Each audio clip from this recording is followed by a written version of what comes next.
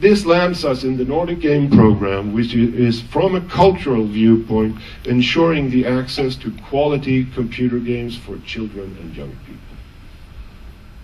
And actually at the bottom of the screen you can see some extremely tiny screenshots of the funded games. You might recognize one of them actually. Here's a slide about me.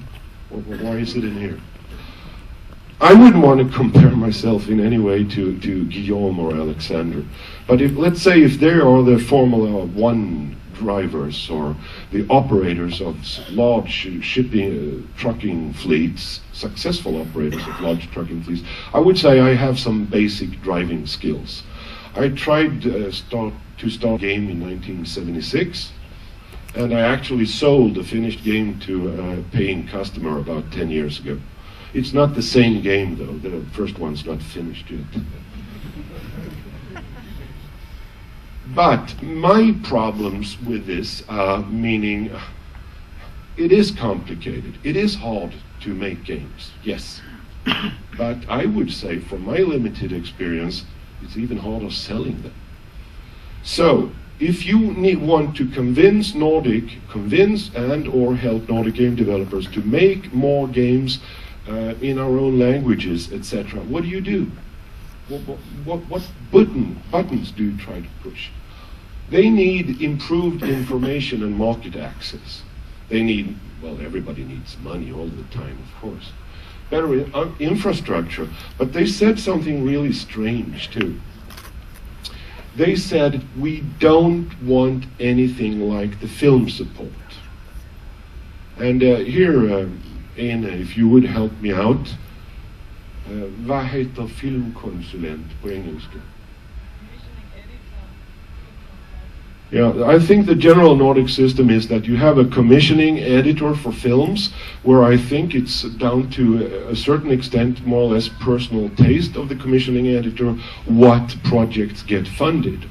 And as we are naive Nordic people, good at technical stuff, but very, very bad at corruption, this is abhorrent to small businessmen that are not used to public support. They said, don't give us anything like where my friend hands out the money, and next year when I'm in that position, I'm supposed to hand him money. Yeah, well, they're prejudiced people, game developers, we all know that. So what's this about? We need to inform the game developers better about the end consumer and the end users, the players, about what games actually are available out there. Because given the choice between upgrading the graphic cards on 4 PCs in production and buying one of Pierce's reports from Screen Digest, what will the game developer do? Upgrade hardware, of course. They don't want to buy any market reports. The publisher will handle that for them. I mean, the sort of poker players, they must be... Well, let's move on. I'm sorry, I get sort of carried away at times. We bring the game developers to the marketplaces. And I'm actually not at all interested in standing here and putting the film industry down in any way. They do a lot of smart stuff.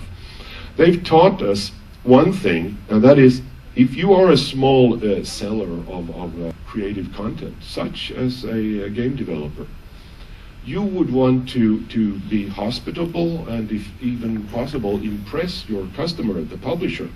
You want to take them nice places and have them give a more general experience than just sitting in a small booth staring at a screen. So how do you manage to